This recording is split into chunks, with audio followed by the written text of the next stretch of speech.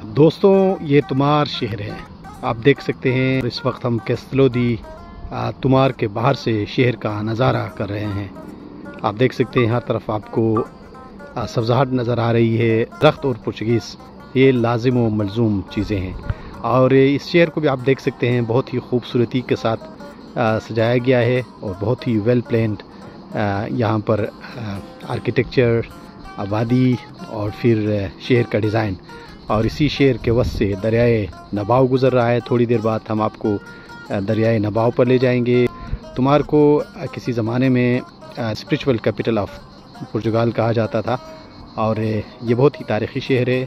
आइए हमारे साथ चले, आपको तुमार शहर के अंदरूनी मनाजिर एक दफ़ा फिर आपको दिखा देते हैं। जी दोस्तों, कैस्टलो से हम नीचे उतरे हैं। आप देख सकते हैं ऊपर कैस्टलो आपको नज़र भी आ रहा है। फिर इसके साथ ये तुमार की गलियां हैं जहां पर पुर्तगीज़ और दूसरे सयाह इन्हीं गलियों में आते हैं। शाम को यहाँ पर कैफ़े और फिर रेस्टोरेंट्स भर जाते हैं, लोग आते हैं जाते हैं। और ये तुमार की इन खूबसूरत गलियों में यहाँ पर आप जिस तरफ भी आप नज़र दौड़ाएंगे आपको बहुत ही खूबसूरती नज़र आएगी। वेल प्लान्ड शहर आपको नज़र आएगा। और ये मेन रोड है तुमार का। और अब हम आपको दरियाए नबाव के किनारे ले जाते हैं जहाँ बहुत सारी मछलियाँ इस पानी में तैरती हैं और लोग इन्हें देखकर महसूस होते हैं। ये पानी की मौजूदगी दुनिया में कितनी अहमियत रखता है आप सब जानते हैं। जहाँ पानी नज़र आता है वहाँ इंसानी आंखें खीरा हो जाती है और रुक जाती हैं और ये मंज़र देखने की है। तो चले चलते हैं दरियाए नबाव के किनारे। तो जी दोस्तों, फितरत उछलती कूदती आपको नज़र आएगी दरियाए नबाव के किनारे। आप देख सकते हैं बहुत खूबसूरती के साथ इस दरिया को मैनेज किया गया है, यहाँ पर रोक दिया गया है। और दरिया के अंदर इतनी मछलियाँ हैं कि अगर मैं आपको दिखा सकूं, यहाँ पर मछली का शिकार इसी दरिया पे मना है, कोई नहीं कर सकता। बहुत सारी मछलियाँ यहाँ पर उछलती हैं, तैरती हैं, कूदती हैं और बहुत खूबसूरत माहौल यहाँ पर बनाया गया है। इस तरह से नज़र दौड़ाएंगे तो आपको दरिया को दो तकसीम किया गया है। एक दरिया उस तरफ एक हिस्सा जा रहा है, वहाँ से फिर थोड़ा सा उसको आबशार बनाने की कोशिश की गई है। ये बहुत खूबसूरत वेल मैनेज्ड है। जैसे कि पहले मैंने जिक्र किया, दरख्त और पुर्तगीज़ लाजिम व मलजूम है फितरत के साथ। ये अपने आप को हम आहंग करते हैं और बहुत ही खूबसूरती के साथ फितरत को मेंटेन करते हैं। तो आइए थोड़ा आगे चलते हैं, आपको दिखाते हैं। ये देखिए ये खूबसूरत माहौल और सामने वो रेस्टोरेंट है बेला विस्टा, जिसके बरामदे में खूबसूरत दरख्त को मेंटेन किया गया है। आपको दिखा देंगे एक दफ़ा फिर। ये बहुत बड़ी बड़ी मछलियाँ नज़र आ रही हैं, शायद आप देख नहीं सकेंगे। यहाँ पर फिर ये राफ्टिंग करते हुए इस पानी पर एक शख्स आगे बढ़ रहे हैं। ये वो खूबसूरती है जो यूरोप के हर शहर में आपको नज़र आएगा, लेकिन तुमार की क्या बात है।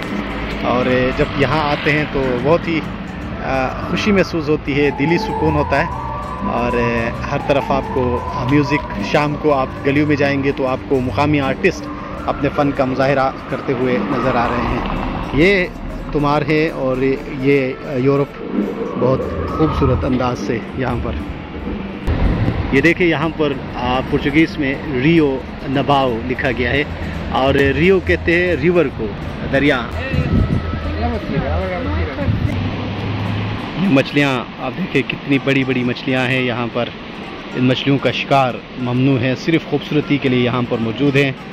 और यहाँ पर अक्सर आप देखेंगे तो ये लोग मछली का शिकार नहीं करते। जब शिकार करते हैं तो भी पकड़ने के बाद फ़ौरन उसको वापस रिलीज़ कर देते हैं। तो इनका ये शौक़ होता है कि वो मछली पकड़ते हैं लेकिन उसको खाते नहीं, वापस दरिया में फेंक देते हैं। तो जबकि हमारे यहाँ जो गैर क़ानूनी और अनकंट्रोल्ड जो शिकार है उसकी वजह से बड़े पैमाने पर तबाही फैल गई है और तमाम जो मछली की स्पीसीज़ है उनकी ज़िंदगी अजीरन हो गई है। हमारे पास ट्राउट है, ट्राउट की नस्ल नायाब होती जा रही है, लेकिन अनकंट्रोल्ड जो फ़िशिंग है वो काबू में नहीं आती।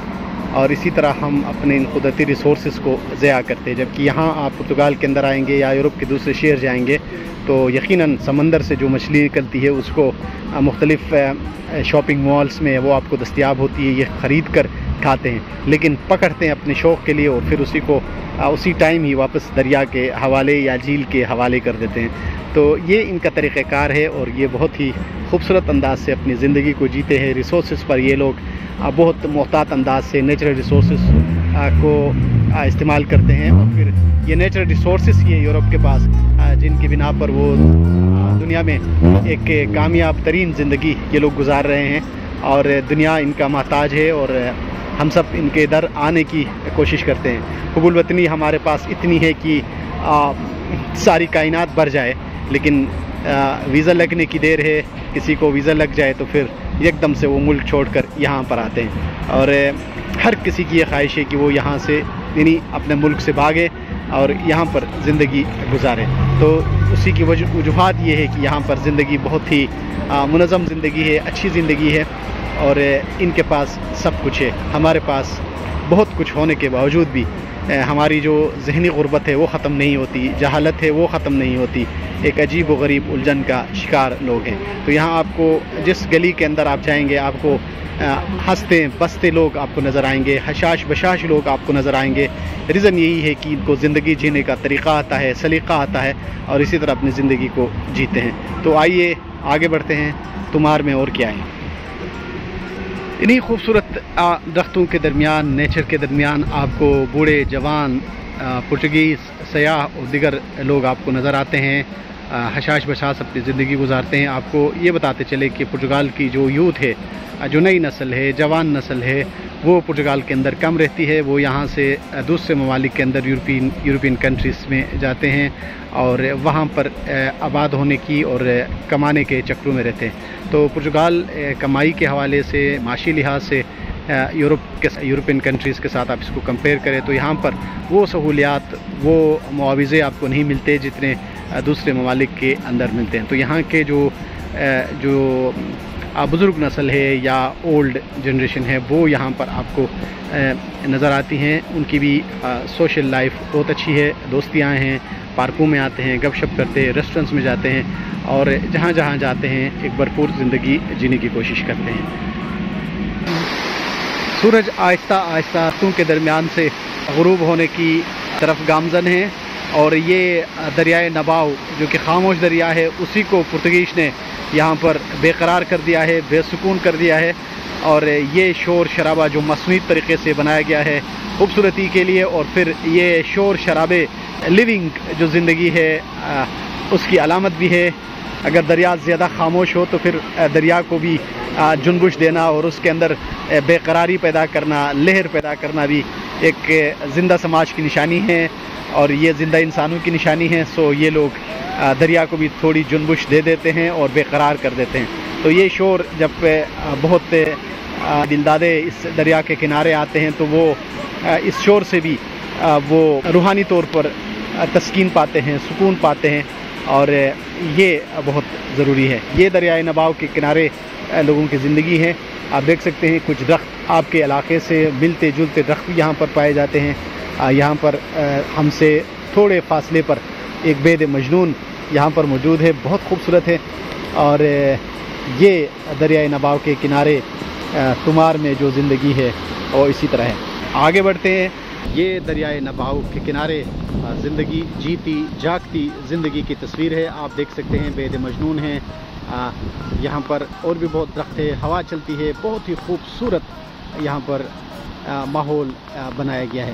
تو ہمارے سامنے اس وقت دو اسٹیچو بنائے گئے ہیں، آئیے ان سے ملتے ہیں یہ کون ہیں۔ یہ آپ کو بتاتا چلوں کہ ان میں سے ایک جو بہت ہی فیمس آرٹسٹ ہے تمار کا، جس کا نام ہے لوکس گریسا، اور اس کے ساتھ ایک اور پوئٹ اور جرنلسٹ جس کا نام ہے اروجو فغیرہ۔ یہ بہت ہی زبردست پوئٹ تھے، ان کو یہاں پر آن کیا گیا ہے، ان کی اسٹیچو بنایا گیا ہے، دونوں آپس میں گپ شپ میں ہیں، اور یہ نئی نسل کو بتا رہے ہیں کہ تمار کن شخصیات کا مسکن رہا ہے، یہاں پر کون لوگ رہتے تھے، کون سے لوگ تھے جو ماضی میں یہاں تمار کے لیے انہوں نے کام کیا، خدمات دی۔ اور یہ دو شخصیات ہیں، ایک جرنلسٹ پوئٹ اور دوسرا فارماسسٹ اور آرٹسٹ ہے۔ تو یہ دو شخصیات آپس میں محو گفتگو ہے، لیکن کتنا زمانہ کتنا عرصہ گزر چکا ہے ان دونوں کی موجودگی کا. تو آج بھی پرتگیز ان کو یاد کرتے ہیں، تمار کے لوگ ان کو یاد کرتے ہیں. میونسپلٹی میں یہ خوبصورت اسٹیچوز بنائے گئے ہیں. یہ ہے یورپ کا رویہ، یورپ کا ایٹیٹیوڈ اور یورپین سماج کا اپنے جو بزرگ، اپنے فیمس جو لوگ ہیں ان کو سیلیبریٹ کرنے کا طریقہ کار. آگے نکلنے سے پہلے میں آپ کو بتاتا چلوں کہ پرتگیز اپنی نئی نسل کو اور اپنے لوگوں کو تازہ، تندرست اور صحت مند رکھنے کے لیے کیا کیا سرگرمیاں ارینج کرتی ہیں اور پھر کیا کیا فیسلٹیز یہاں پر دی جاتی ہے. تو آپ یہ دیکھیں، ایک چھوٹا سا سپورٹس کمپلیکس ہے، اس کے اندر لوگ باسکٹ بال، والی بال اور پھر ایکسرسائز کے لیے بہت ساری فیسلٹیز لگی ہوئی ہیں.